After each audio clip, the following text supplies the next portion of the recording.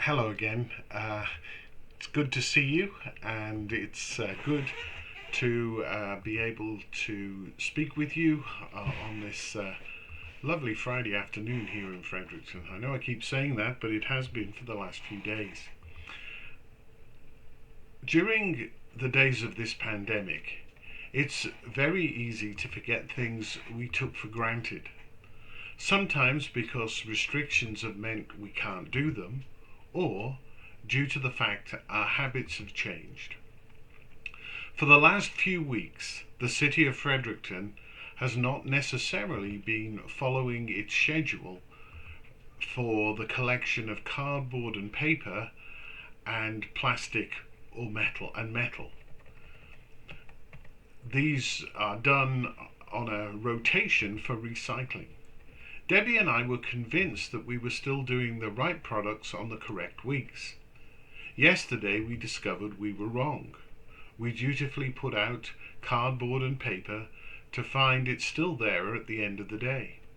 It was a plastic and metal day, as all our neighbours apparently knew. Many will remember that around this time last year, Michael Frost came to speak at our Deep Roots gathering.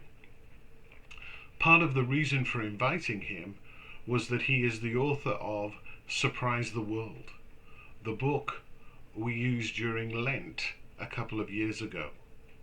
One of the things emphasized in the book is that it doesn't provide us with a program, but encourages us to adopt a way of life.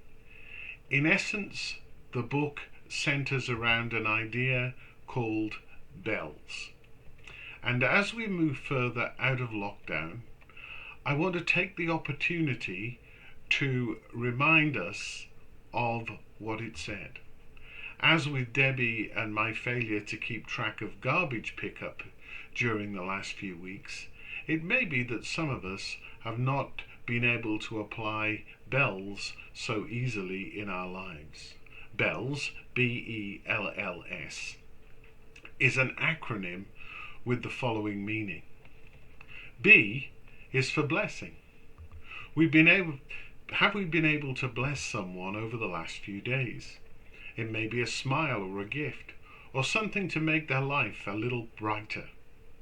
E is for eat.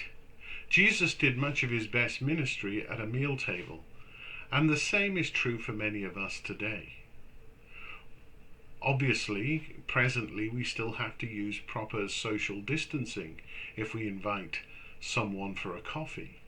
But I know that a lot of people have told me about having virtual meals over video conferencing. Of course, we may also be able to do this in our bubble. L means listen.